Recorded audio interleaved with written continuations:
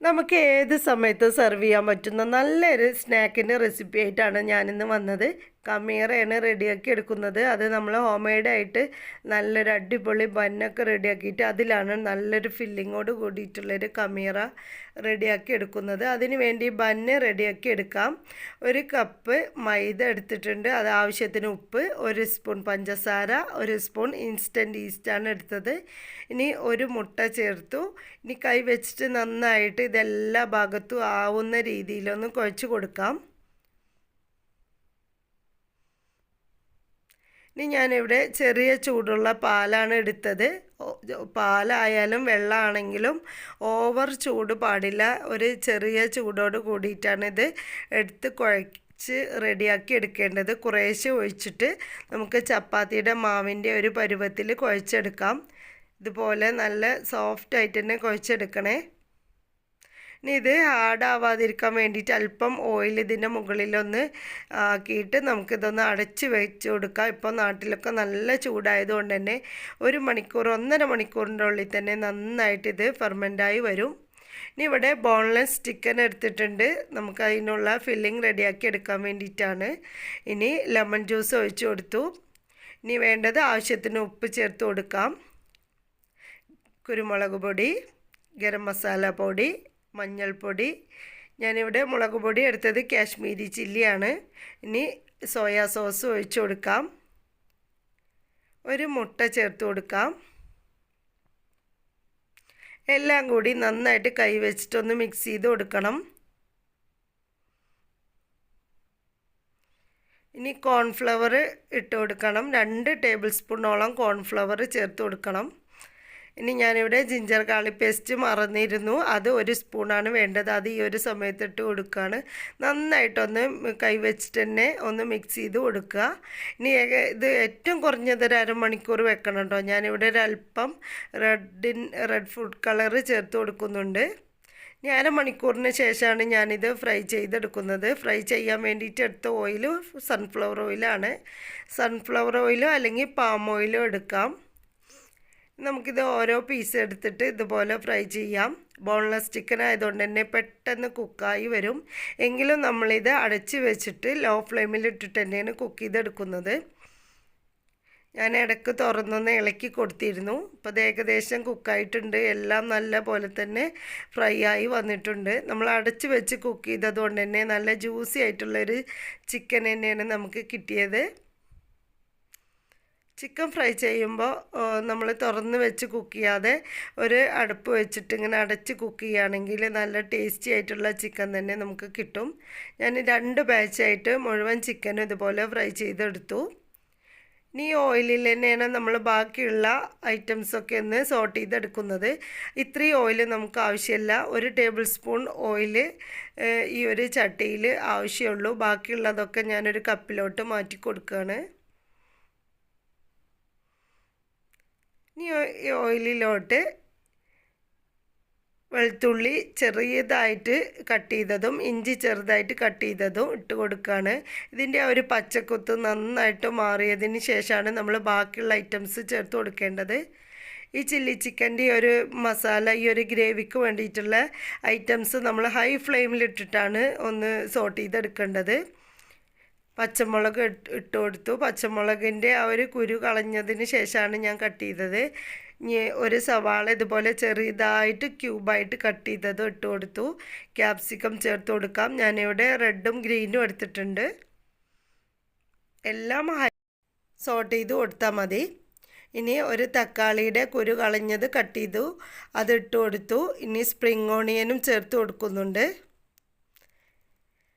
എല്ലാം നല്ല പോലെ ഒന്ന് ഇളക്കി ഒന്ന് ജസ്റ്റ് അതിൻ്റെ ഒരു പച്ചക്കുത്ത് മാറിയാൽ മതി. കളറ് ചേഞ്ച് ആവരുത്. ഇനി ആവശ്യത്തിനുള്ള ഉപ്പ് ചേർത്ത് കൊടുത്തിട്ടുണ്ട്. സോയാ സോസ് ഒഴിച്ചു കൊടുക്കാം. ഇനി വേണ്ടത് റെഡ് ചില്ലി സോസാണ്, അത് ഒഴിച്ചു കൊടുക്കാം.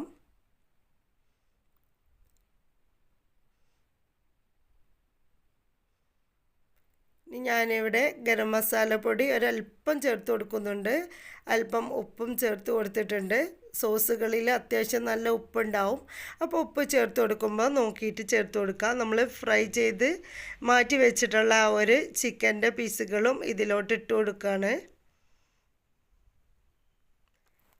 നമ്മൾ ഏറ്റവും അവസാനമായിട്ട് ചേർത്ത് കൊടുക്കേണ്ടത് ടൊമാറ്റോ കെച്ചപ്പാണ്. നമ്മൾ കെച്ചപ്പ് ഒരു 2 ടേബിൾ സ്പൂണൊക്കെ വേണം, അത് ഒഴിച്ച് കൊടുക്കുന്നുണ്ട്. നല്ലൊരു ചില്ലി ചിക്കൻ്റെ ഒരു മസാലയാണിത്. അപ്പോൾ നിങ്ങൾ എന്തായാലും ഈ ഒരു ബണ്ണ് റെഡിയാക്കിയിട്ട് ഈ ഒരു മസാലയോട് കൂടി തന്നെ ഒന്ന് സെർവ് ചെയ്ത് നോക്കുക, എല്ലാവർക്കും ഇഷ്ടപ്പെടും. ഞാൻ ഫ്ലെയിം ഓഫ് ചെയ്തു.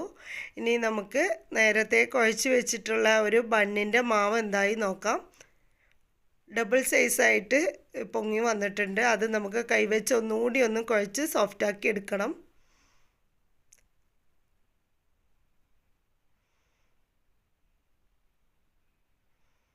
ഇനി ഞാൻ കയ്യിൽ അല്പം ഓയിലാക്കിയിട്ടാണ് ഇതിങ്ങനെ ബോൾ പോലെ ആക്കിയെടുക്കുന്നത്. നമ്മൾ പൊറോട്ടയൊക്കെ ചെയ്യുന്ന അതേ രീതിയിലാണ് വേണ്ടത്. ഇങ്ങനെ ആക്കിയെടുക്കുമ്പോൾ എല്ലാതും ഒരേ വലുപ്പത്തിലുള്ള ബോൾസ് കിട്ടും.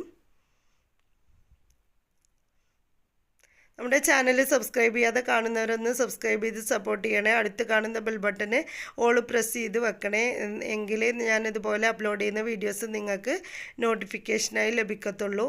നമ്മൾ ആ ബോൾസ് ആക്കി എടുത്തതൊക്കെ കൈവച്ചിട്ട് ജസ്റ്റ് ഒന്ന് പരത്തി കൊടുക്കുകയാണ്. ഇനി ഞാനിവിടെ 2 മുട്ടയൊന്ന് അടിച്ചെടുത്തിട്ടുണ്ട്.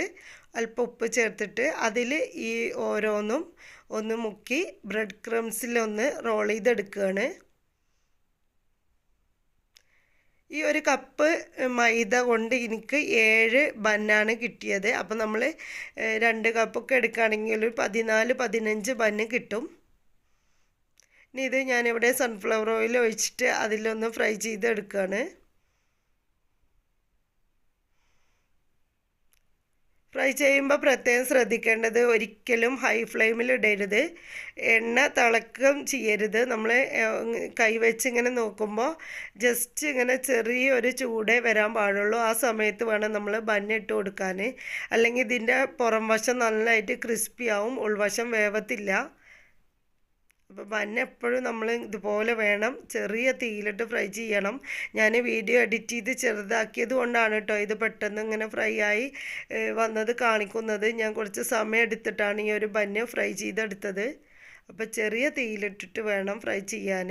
അപ്പോൾ നമുക്കിത് വിണ്ട് പൊട്ടിപ്പോവാതെ നല്ല കറക്റ്റ് കൺസിസ്റ്റൻസിയിലുള്ള ബന്ന് നമുക്ക് കിട്ടും. ഇതുപോലെ കറിയൊക്കെ കൂട്ടി കഴിച്ചാൽ അടിപൊളി രുചിയായിരിക്കും കേട്ടോ. ബ്രേക്ക്ഫാസ്റ്റ് ആയിട്ടൊക്കെ നമുക്ക് എടുക്കാം.